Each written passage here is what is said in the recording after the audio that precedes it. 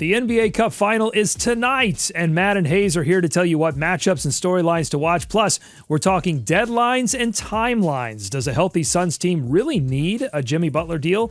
And Locked On Lakers gives us not one, but two underrated names on the trade block for LA. That's all ahead today on Locked On NBA.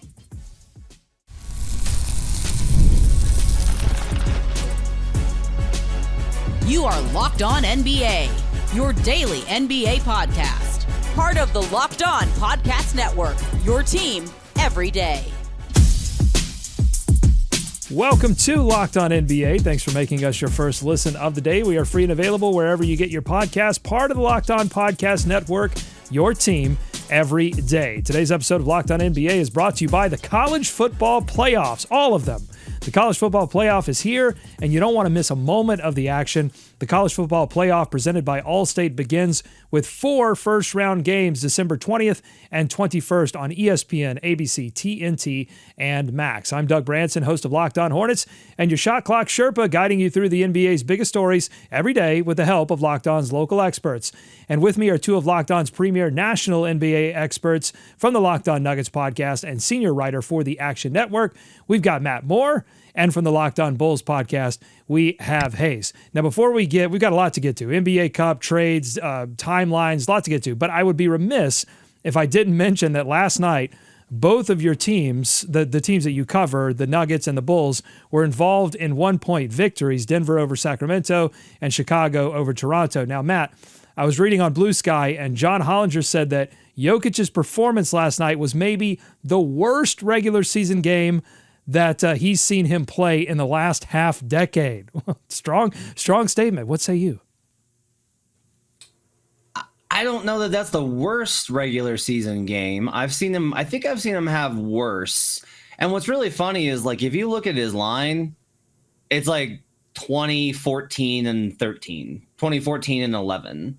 Right. And it's like, for most people, it's like, what an incredible game. Oh, my gosh. And I've said this all the time on Locked On Nuggets. You cannot judge Jokic by the box score. You just can't. He will generate numbers, not by like stat padding, just by generating them because of his skill set. But if we judge him by his standard, which we should, then yeah, that was one of the worst games I think I've seen him play. He was terrible last night, and they still found a way to win. All right, I was trying to get you to go after John Hollinger, start a little beef, and do something for the ratings. Hayes, he didn't say anything about the Chicago Bulls, but if you want to go after him, feel free. Bulls wins at this point is like, it's cool, it's great. Like, they're 4-2 in the month of December, so that's all fine and dandy. But we keep beating the bottom feeders, and the problem is that Bulls fans are taking that now and thinking that we're all of a sudden gonna turn this thing around and go on a playoff run. So it's like, I'm always glad to see my team win. I'm always excited for it, but it's like, put it in perspective. Bulls still suck. I think they can make it. I really do. I think they can make it. What are they going to do when they get there, though, man? Nothing. 121 points. Absolutely nothing. But you're going to get Reinsdorf that sweet, sweet playoff gate that he loves so dearly. Don't be surprised if he trades for an asset to try and make a little bit of a run while also shedding salary. That's the dream. That's the Reinsdorfian way. Absolutely. A classic dog catching the car situation. No idea what to do once it happens. It was a weird night last night because you had 3 1-point victories and then 3 20-point blowouts. It was just one or the other. It was an odd night. But I want to talk about what's happening tonight, and that's the NBA Cup Final. The Milwaukee Bucks and Oklahoma City Thunder face off in Vegas. 500,000 big ones on the line for each player. Before we hear from Locked On Bucks and Thunder, let's hear more from Matt and Hayes. Matt, what about this game is most going to draw you to your television or mobile device tonight? It's just a good basketball game, man. Like, it's just like a really good basketball game. And like, this should be enough. There's a lot of talk about the ratings and everything else. And it's like, the games are good. If the games are good, what are we talking about? Like, that's what should matter, is if the games are good, and this should be a good game. I'm really interested to see Shea versus Giannis. Giannis getting out in transition. The Thunder foul a ton in transition, so he could have a monster game by getting to the line, which could hurt their depth. Meanwhile, the Bucks are really vulnerable in pick and roll, and guess who's really good at that? Shea Gilgeous-Alexander. Like, this should be a real big star matchup between two MVP contenders with an elite defense, and then like the Bucks having a lot of offense. I can't wait to see this matchup. Should be great for the Cup. Yeah, it's gonna be just a good basketball game. Like, and the coaching aspect of it as well. Like, I can't wait to see what Coach D does, because Doc Rivers isn't always the best at making adjustments, and that's one of the things that Mike Dangle does the best. So that aspect of it is going to be really good from the X's and O's part of it of the game. But just to see the talent that is on both sides of the team. Of course, Giannis and Dame on one side, but then the complete talent from top to bottom on the OKC Thunder team, and this is just a fun and exciting team to watch. So it's a good night of basketball. Let's just, like Matt said, let's just appreciate some good basketball, because I tell you what, towards the end of December, there's going to be some very bad basketball games on TV. All right, well, one of the key questions anytime that any team faces Milwaukee is who is going to try and slow down Giannis, and that was the discussion on a crossover preview episode of Locked On Bucks and Thunder. Let's take a listen to that. With Giannis, the Thunder have two different kind of ways they could attack him. They could go with J-Dub on him and use Isaiah Hartenstein as a roamer. They could go straight to Hartenstein on him whenever you can let Hartenstein sag off from three. Which of those two kind of options of a smaller guy, a bigger guy, has given Giannis more trouble? If anyone has given Giannis trouble, because he's been excellent. I wonder if it's neither of what you named, and I wonder if it's Lou Dort that we see on Giannis, because those are the guys that if you have the acreage and if you're stout enough and quick enough, those are the guys that have given him the most fits, like Marcus Smart back in the day, those types of guys. So I really wonder if we see Lou Dort. So this brings up an interesting question for me, is if, and you mentioned this, hey, he's talking about the coaching battle and the strategy that's going to go into this one single game that's happening in the middle of December. And the question is this: if you do see something in the opposing team's offense or defense that you think you can expose, do you bust out that knowledge? Do you bust out your secret weapon if it's a Lou Dort matchup on Giannis to win the cup? Or do you not risk showing a potential finals opponent a strategy in December, Hayes? I think if you can find an angle that's going to win you the game, you win. You do that to win the game. It's not like you face the Bucks a lot in the season. They're a Western Conference team and the Eastern Conference team, so they're not going to have. Even if they do see a little bit of something, they're not going to be able to like practice it or have a bunch of matchups against you to where they feel like they can figure it out. And do you really trust Doc Rivers to figure out an adjustment? I don't anyway. So if I'm the Thunder, you throw your best thing out there. Doc Rivers isn't going to adjust to it anyway. Yeah, it's always really funny. The coaches are always so crazy about not revealing game plans and strategy and all this stuff. And that's just like, guys, they see all of it. Like they've already seen every tactic that you're going to try. They're not going to be thrown off guard by anything. They're not going to be caught off guard by this. Oh my gosh, they're putting Lou Dort on him. Oh no. Oh, it's Alex Caruso. Who could have guessed? Like, no, it's fine.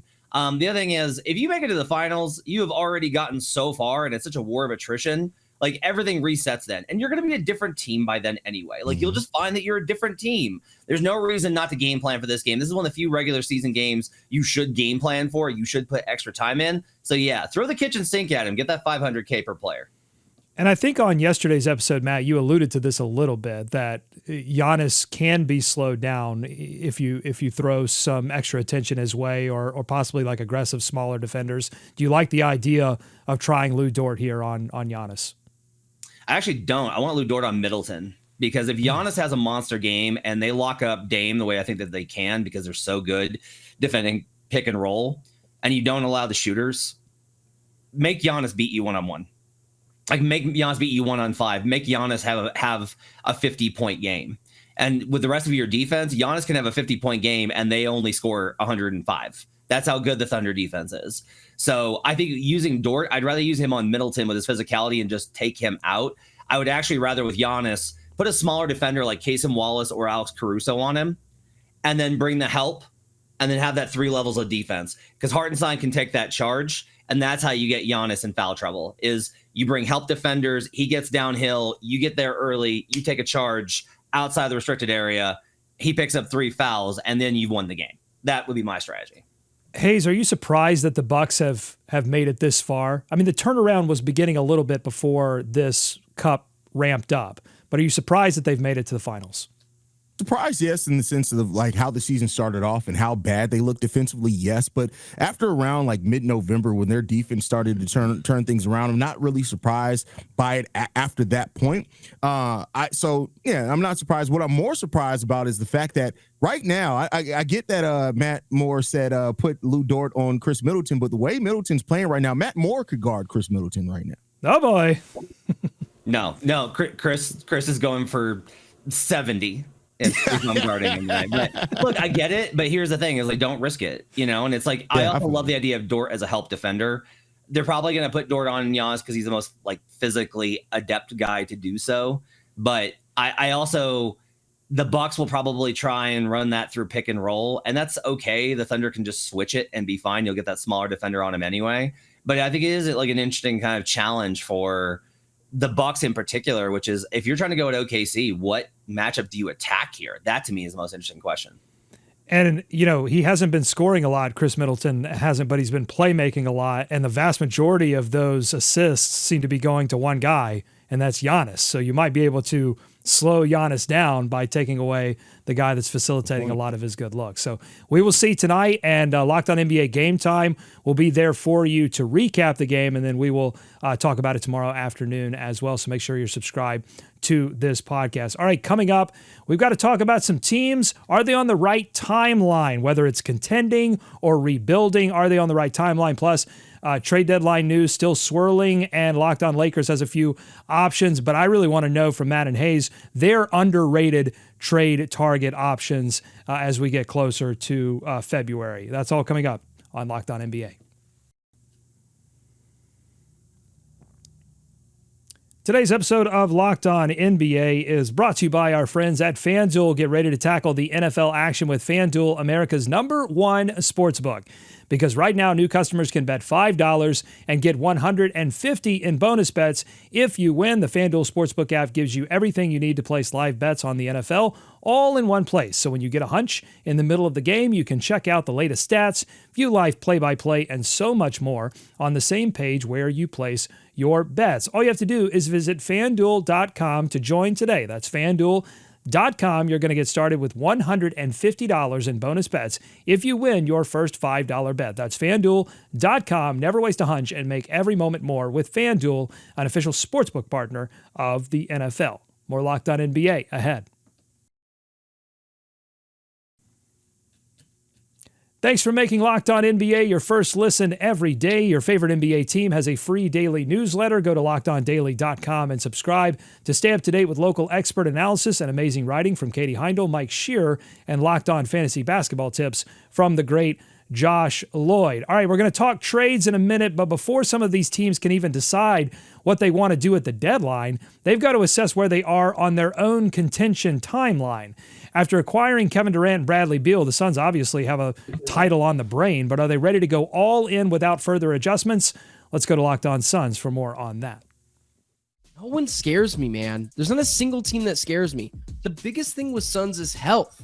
So to reiterate this, because it's so hard, because it feels like we've seen 3 different iterations of the Suns so far for the season, I feel like we have to reinstate this, that the Suns are a championship contender with Kevin Durant. The number one thing I look at with Kevin Durant that puts this thing, I would say, even more over the top and is kind of maybe the difference between how I felt last year versus how I feel this year is the clutch. Do you realize the Suns are 10-0 when Kevin Durant plays in clutch games this year? 10-0. They have not lost a game. We're not having a who should they trade for conversation. We're having a should you go all in conversation. And for me, the answer to that question is 100% yes. All right, Matt, are you as confident as Brendan and Benjamin are in the Suns' ability to compete without even having a trade discussion first? Interesting question. I think my answer is I am confident in their ability to contend at the level I think that they can, even if they don't make a trade, because I don't think a trade is what they need. With KD in the lineup, they're 13-2. You heard the stat there, 10-0 in the clutch games. That's great. That's awesome. 13-2. Although being in that many clutch games, that's a little bit concerning. Here's the key, though. They're 22nd in defense, and they've been sliding. Like, they've just been sliding. That's not a KD issue. That's a systemic issue. If it was the offense hasn't been as good without KD, but the defense is pretty solid. Now, KD's a great defender. He's just not the difference in them being 22nd in the top 10. Like, they need to get that defense back to where it belongs, and then I'll really be in. I want to buy in on the Suns team. I believe that this team can be a championship contender. But I'm not willing to just go ahead and give them the credit for it because they've been injured. Everybody's got injuries. I say this every year. Everyone has injuries. The Orlando Magic are missing their 2 best players. They're still finding ways to stay 500. You know why? They have an elite defense. Find a way. That's the job. And until they do that, I'm going to be like, all right, maybe, but not for sure. Yeah, I completely agree with Matt Moore there. Like like the Suns are a good team, make no mistake about it. And I have faith that they can go on a run in the playoffs. But if we're talking about that they should fear no one and they're clear championship contenders, there are some signs for concern there. Like they're great with KD on the court, but let's not just overlook and just say, well, yeah, if they're injury free, this is still the Phoenix Suns. Like it's not something you could just bet on, right? So I also look at it like they haven't won against the OKC Thunder yet this season. They lost the one game that they had against them so far. I know they had injuries in that game. Like, so I'm not looking at this team and saying that they're like some clear-cut favorite over any of those teams. Can they compete with them? Yes. Can it be an interesting series? Yes. But some of those teams are more tested and they've been together longer. They have more depth, and I trust their ability on the defensive side more on what they're going to be able to do. So I'm not putting them over the Mavericks yet. I'm not putting them over the OKC Thunder yet. But I do think that they're going to have an interesting playoff run if all things stay even and they can stay healthy. But they're not clear-cut candidates to come out the West yet, not in my opinion. It's also really funny to be like, they need a trade. What do they need? Like, they need like another wing. Like, if they could just get like a Mikal Bridges, that'd be like. Wait a minute. They had that guy. Okay, let's shift over to the San Antonio Spurs. Are they ahead of schedule? That was they're 500 right now. They're winners of 13 games, only 9 away from last season's win total. And they're just outside of the West play-in. And on Locked On Spurs, they were wondering aloud if they could see a light at the end of the Spurs rebuild tunnel as soon as next season. Their maturity level might be ahead of schedule. Thus, the team collectively, the rebuild pieces, like Barnes and Paul, they're not going to be here for the full rebuild until they actually break through and are a perennial to the playoff team. If they make us, as they swing for the fences, they make a deal, bring in another power player, I think they can get out of the rebuild as soon as next season because of their draft capital, because of their financial situation, and because they got players that can flip right now. I think if they get to 36 wins, that's a 14-game turnaround.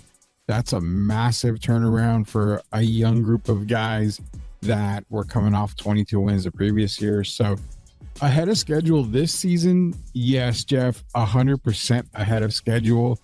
Ahead of schedule on the rebuild, you still got to take another year to see what happens.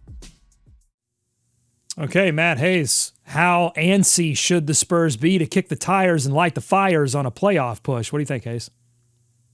I mean, when you look at it, they have potentially 3 first-round picks in this draft, between the one that they're getting from Atlanta, the one that they could possibly get from Chicago, and their own. And I think that, like, yeah, this is a deep draft, but with the draft compensation that they have, there's no reason for them not to try. If they can make the playoffs this year, they should push for the playoffs, in my opinion. You should get that playoff experience for your young players that are playing big roles for you already. Wemby, we know what Wemby can be. Castle's playing really solidly for you when he's on the court as well. So, like, I do think that a playoff appearance could be beneficial for this team to help continue for them to be a little bit ahead of their rebuild. And then if they get it right in this draft, they can combine picks to move up if they need to. They got players that they can move that are probably going to be players that other teams want as well. So they have a chance to really be, I think, a year ahead of where I initially thought they would be in this rebuild process by the draft this upcoming summer. They're in that really great spot of, if you make the playoffs, is it bad? No, like, that's totally fine. Like, we don't really need like a lottery chance here. We're not desperate. Like, it's totally okay but what if you miss the playoffs? That's fine too. Like, the 13th pick would be great for us. That would put us in a really great position. We can add a starter. I think the interesting question is, like, how many guys are they away? And I think, like, the answer is probably, I think they're like 3 guys away. I think they need 3 more guys. And that's a lot, because, like, for me, it's Wemby, Castle, and Sohan. And like those are the only three dudes that I'm really bought in on this roster. Like Chris and Harrison are there to like provide the veteran leadership and their short-term solutions. It is important to note that like they're 13-13. They are 20th in offense, 21st in defense, schedule adjusted, with a minus 2.9 schedule adjusted net rating. Like they are not as good as the record, and that's okay. Like they're not. I loved how Locked On Spurs is being patient about this. They're not like, hey, we're ready to make a run now. They're like, we're in a really good spot here. With the draft capital they've got in hand, they can make trades. Like next year, yes, that next year is the year that they lead. A big thing with Wemby is trying to be on time. Don't get ahead of it. Don't be behind it. Is be right on schedule. And managing that, I think, is tough, but I think they're doing a very good job in San Antonio. Yeah, they've been patient as a franchise. They've been patient and I think smart with Wemby's health. And they've been it's impressive. They've been doing a lot of this year without their captain, their head coach, Greg Popovich. And we got some news on Greg Popovich, an update from the Spurs head coach.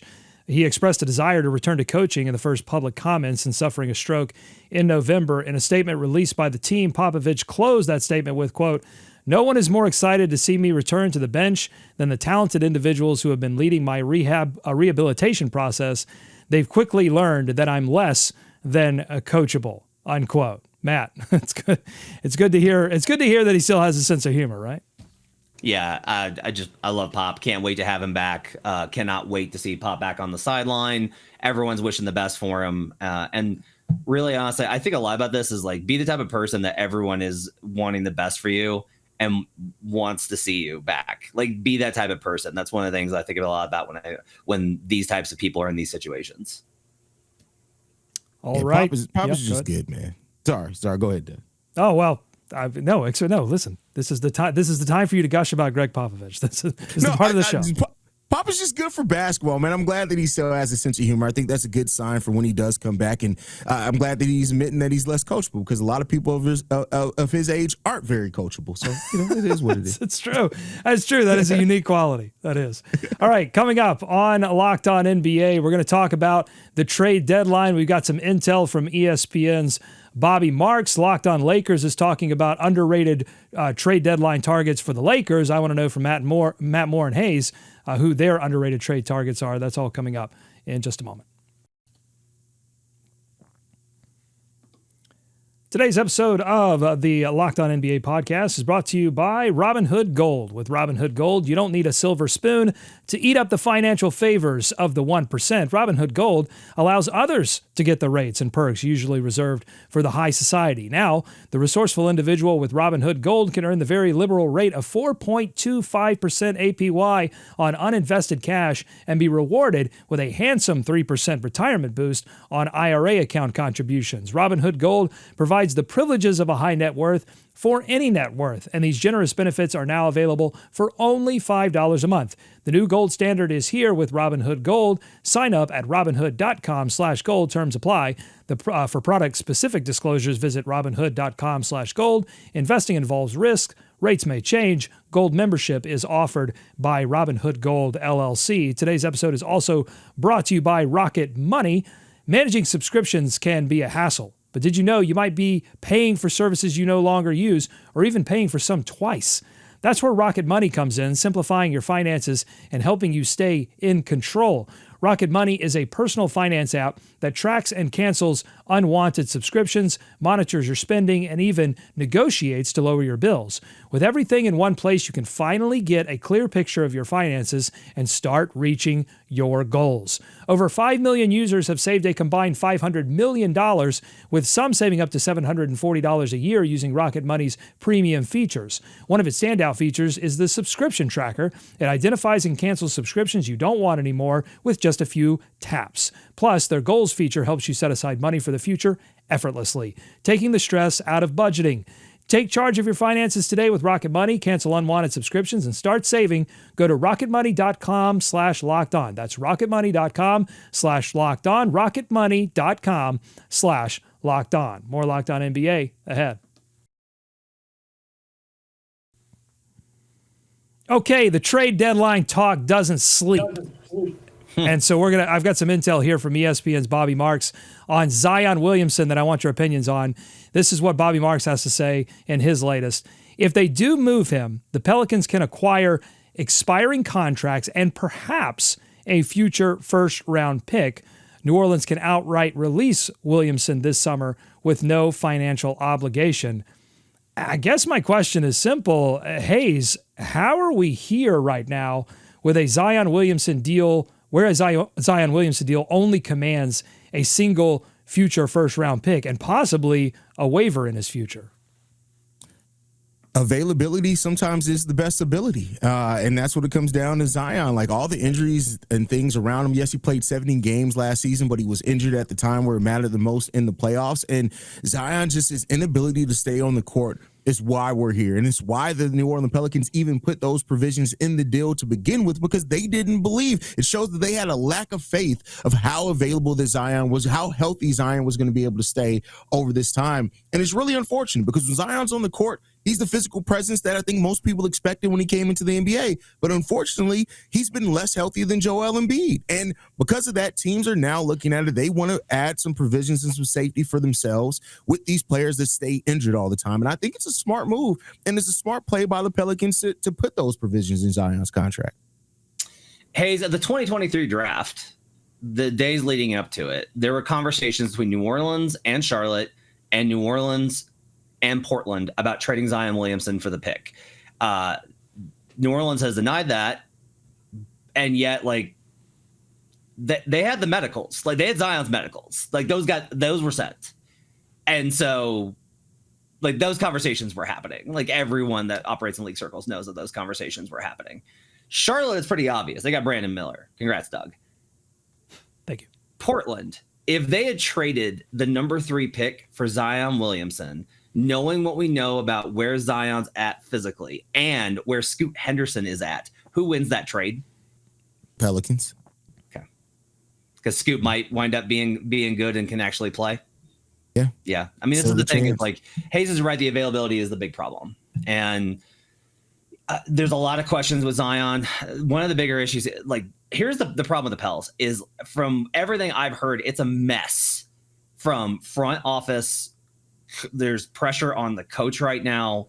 The locker room's not in a good place. It's all bad. And I don't know how you get it. There's so much talent there. Like Trey Murphy's so good. Herb Jones is so good. Jose Alvarado is so good. They have good players. And the whole thing is a wreck right now because of injuries, and that those injuries are inflaming the other problems. Like, I think they'd be okay if it wasn't for the injuries, but the injuries are such a big deal. I don't know how they get out of this, Doug. I really don't. Okay, well, that's kind of leads into my next question. So there's a great meme that involves a show called Arrested Development, and it's two people talking, and one says something doesn't work out, and the other says, well, did it work for those people? No, it never does. I mean, these people somehow delude themselves into thinking it might, but it might work for us. So my question is, will a team convince themselves against all odds that a Zion Williamson acquisition, if it's as affordable, relative terms to picking up a star level player when they're healthy, as Bobby Marks makes it out to be, will a team, prediction time, will a team convince themselves that it's worth the gamble for a future first and maybe a protected first and whatever you need to do to make that deal happen, Matt? I think it's tough to kind of get a gauge on the value of those first round picks. I think it's tough to kind of get an idea, especially in this draft, given that it's going to be really good. And that's part of this equation too. And also with the CBA, we're going to have a real problem with some of these trade conversations, not only because of we've talked so much about the apron, how that's going to limit trades. Here's the other issue. You need the rookie contracts. You have to have them. And so that's going to change some of this equation too, where the first round picks are only going to raise in value, and which makes trading them even more difficult. Where it becomes like you're having to trade superstars for picks because the picks are more valuable. That's crazy, but that's kind of where we're headed. That's kind of my big takeaway there. Yeah, I mean, a team trading for Zion right now, especially if they're willing to give a first round pick, I can't imagine that just to match salary you're giving up anything of note. You got to be really willing or in a place where, hey, if Zion works out, great. If not, we could take advantage of one of these summers when we can come off the books and take advantage of the non-guarantee date. I just think that it's going to be such a unique position that franchise is going to have to be in, to where if Zion doesn't work out for them, they're still fine. And I don't know how many of those teams are out there. Doug, Miles Bridges. Which one of the Martin twins do you have? We have Cody Martin. You've Cody. Miles Bridges, Cody Martin, and a first-round pick for Zion Williamson. Do you want that as a Charlotte Hornets fan? That would be not a massive risk with just the first-round pick, because they have accumulated assets as a franchise. It allows them to do a few other things. But I think that the desire will be there, and that's kind of my point in the question. Is I don't think we should underestimate the desire for one of these small to mid-size franchises to convince themselves, to delude themselves into thinking that they can skip the line on a possible opportunity to get a star-level player, even if it comes with massive risks. You need a desperate front office that's worried it's going to get fired, that makes this type of deal to try and turn their season around. If only they had a big center on an expiring contract and a star guard who has been having an absolutely electric season, in order that they all still want to trade. If only there was a team we could find with that type of situation, Hayes. Interesting. The problem what I was going to say about the Hornets is that, like, I don't think that franchise is very desperate. I think they're like very clear-minded as to how they want to approach this. Where Matt's point on the Bulls, I don't think, and Hayes has made this point multiple times on this show, I don't think the direction for that franchise is very clear. That's the kind of franchise that would make this move. Well, the problem with that is that would show a level of focus from the Chicago Bulls front office that we haven't seen in quite a while. The generational incompetence there may not. And honestly, here's the thing. If the Bulls were to trade Zach LaVine for Zion Williamson to facilitate that deal, I wouldn't necessarily hate it. But the problem is that the Bulls wouldn't use the non-guarantee date. They'd guarantee the contract in part of the trade, and then they'll just have them locked, because that's how the incompetence that we have. Okay, one team podcast that is talking trades more than any other right now is Locked On Lakers, and they had someone from the New Orleans Pelicans in mind for their team, but it wasn't Zion. Let's take a listen to that. I wonder if Miles Turner could become available. He and AD still would be one hell of a front court tandem on both sides of the ball, and that is somebody that at minimum is worth one of your firsts. The other name, as far as like old trade rumor friends that I've been wondering about a bit, I wonder if Dejounte Murray might become an option now for the Lakers, because when he was a member of the Hawks, and by multiple accounts, trade talks between the Lakers and the Hawks fell apart because the Hawks wanted Austin Reeves and the Lakers said no, and they weren't interested in D'Angelo Russell. I wonder if that starts becoming more of a realistic option for the Lakers. Matt, very quickly, what are some underrated trade target names that you're not hearing a lot of people talk about, but they should? Keep an eye on Jaden McDaniels in Minnesota. That's one I would tell you to keep an eye on. I think that there's a little bit of smoke around the possibility of the Wolves looking at that new contract, and as they continue to kind of reconfigure their finances, that being available. The other thing I would keep an eye on is actually Quentin Grimes, as good as he's been for Dallas. I think that he's up for a new deal, and Dallas is going to be pretty cash strapped with where their contracts are at, and they're going to have to pay Lively down the line. So that's going to be part of the equation as well. Like, this is what you're going to have to start looking for, is what teams have good players that they can't pay long term. And oftentimes they just will. Like, this was the case the Pelicans were with Herb Jones and Trey Murphy, and they just paid both of them, want to keep them. But I do think it's an interesting kind of question to keep an eye on. Hayes. The one I'm looking at, especially once I heard that the Pelicans are open to trading basically the entirety of the roster, but Trey Murphy III, Herb Jones, and Yves Missy, is Dejounte Murray. Yeah. Like, if the Pelicans are really willing to trade everybody on the roster, I think if they make Dejounte Murray available, that he could be a player that a lot of teams are interested in at the trade deadline. Man, okay. I think that you got to be terrified right now if it's Dejounte, though. Like, they almost won the cup. Like, Dejounte left and the Hawks almost won the cup. I'm terrified of Dejounte right now. Listen, somehow people delude themselves into thinking that Murray can work for their team, and it never works out.